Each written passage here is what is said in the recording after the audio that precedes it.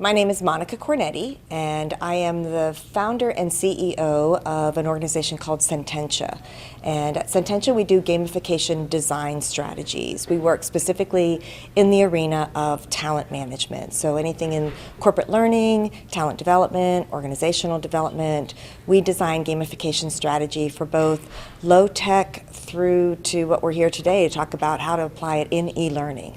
I was just looking for a group of people who were also interested in what I was interested in. I didn't even know the association existed, and probably just doing a Google search once. And so this was years ago. I can't even tell you how long I've known. Of course, that's when it was ASTD. And just have been involved when I can with my local chapter. I'm based in Austin, and now I get to serve on the board there. But up until that time, because I travel a lot for my work, I would attend when I could because you meet really interesting, intelligent, creative people who are curious like you are about learning and how to make learning fun, interesting, addicting, so people want to come back for more. And so it's just a great resource. One recent session we had at the ATD Houston chapter was how to talk to a SME, a subject matter expert. And the two people who gave that presentation, of course, have a lot of experience that they work at a larger company. And they just gave us a complete list of questions to go through. And I'm thinking, this is gold. This could take me hours to try and come up with this list, and I would still miss things. And when I look at what they just handed to us and talked about through the process, it's like it's golden to be able to have access to that kind of experience where you just lop off that top part of a learning curve, lop off about top third or 2/3 because you got somebody who's already been there, done that, and willing to share it with you.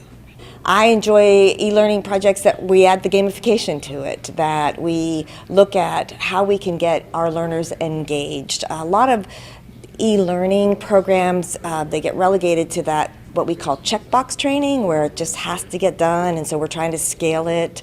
And those are the type of trainings that people, we've all been there, right? You just, oh, dread, oh, wow.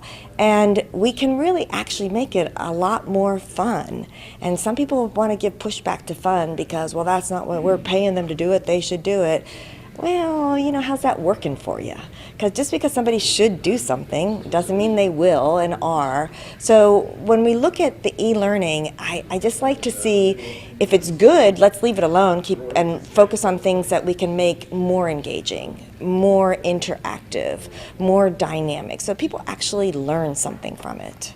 When you look at it, it's really about motivational design. So you've got players who are your learners, and they are all motivated by different things. So when you're trying to design for them, you have to figure what's going to trigger them to actually take action. And what would trigger you is probably different than what would trigger me.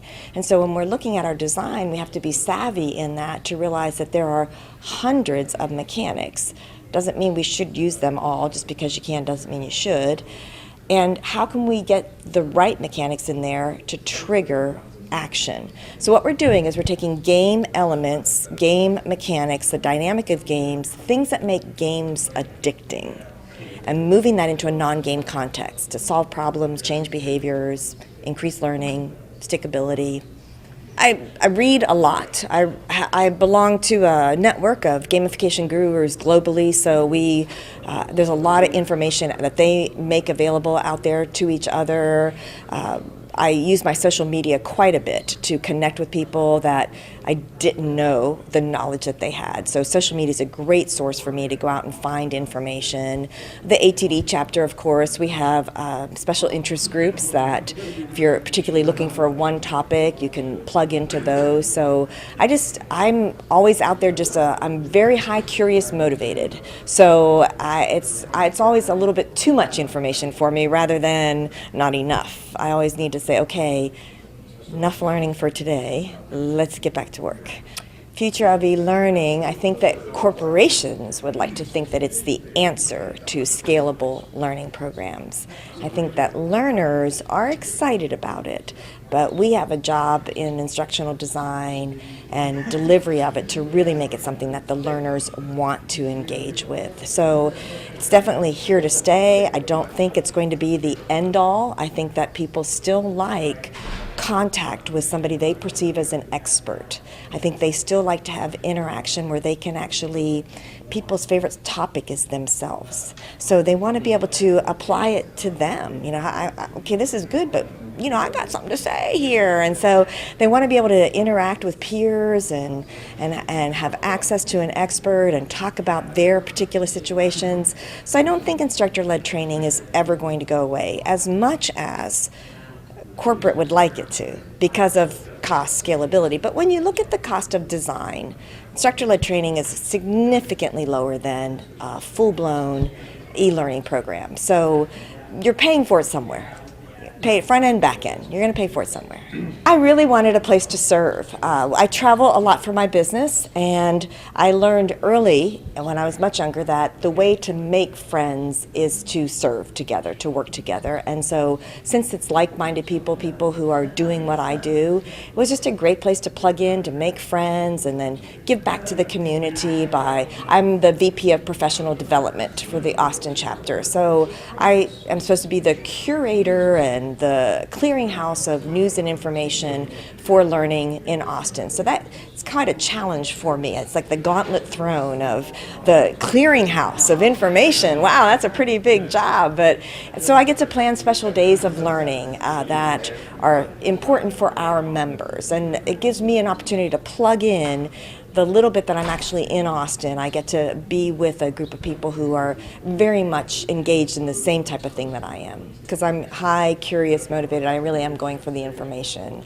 I really do cherish that. And for me, it's one nugget, one thought. Because one thought can change a life forever. And if I can walk out of there with that one thing, of course I like when I get a lot more, but I really do enjoy the speakers and how much they give of themselves to help other people. So I like the networking, but I guess I'd go for the speakers. If you're in the Houston area, really should plug into ATD Houston. You got some of the best people in the world here.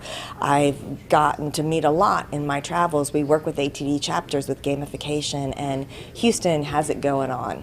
So if you need some resources, need a place to plug in, ATD Houston is it.